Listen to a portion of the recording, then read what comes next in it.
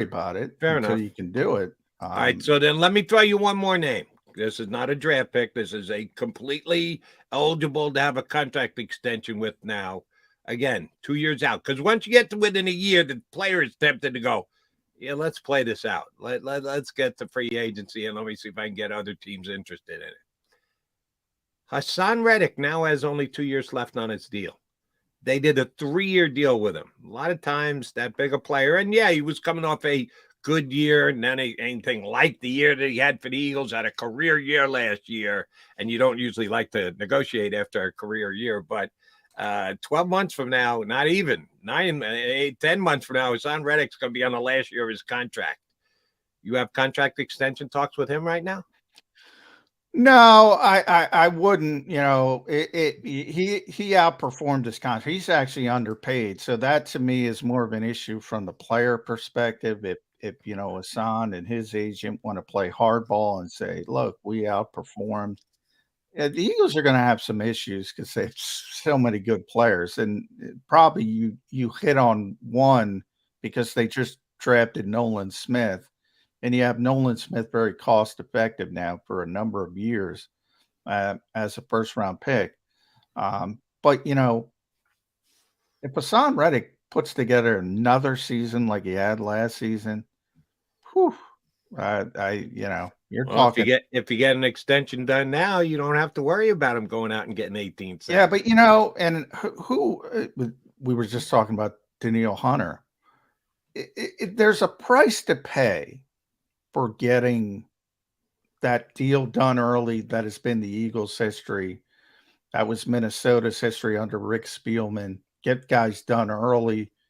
And if you get it right, and the Vikings got it. It's a risk either way. It can be a boon or it can be a failure. But the reason I'm bringing him up is because they got it right with Hunter.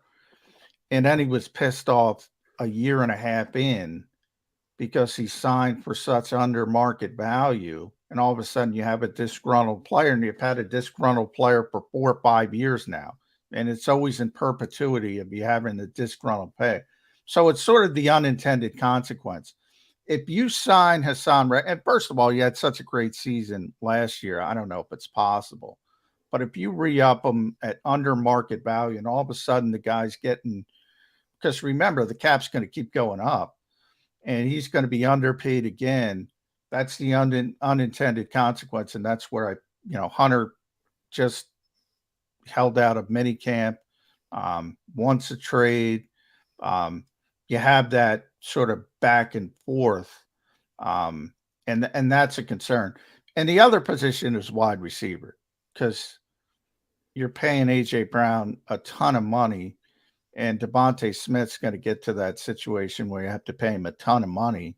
And then what do? It's typical. It's a nice problem to have, but it's typical. That's still 3 years down the road. Hassan's only 2 because you got that 5th-year option with Devontae. And that's why I think. But that 5th-year option, man. But again, yes, you have it in your back pocket in the worst case scenario. You don't want a pissed off player. And if you're going to underpay a guy throughout, he's eligible after his 3rd season, and you're going to underpay, all of a sudden you have a disgruntled guy. Now, it doesn't look like that's Devontae Smith's personality, but I will say 2 things. You never know when guys feel slighted, number one, and he's going to have an agent whispering in his ear saying, you're slighted.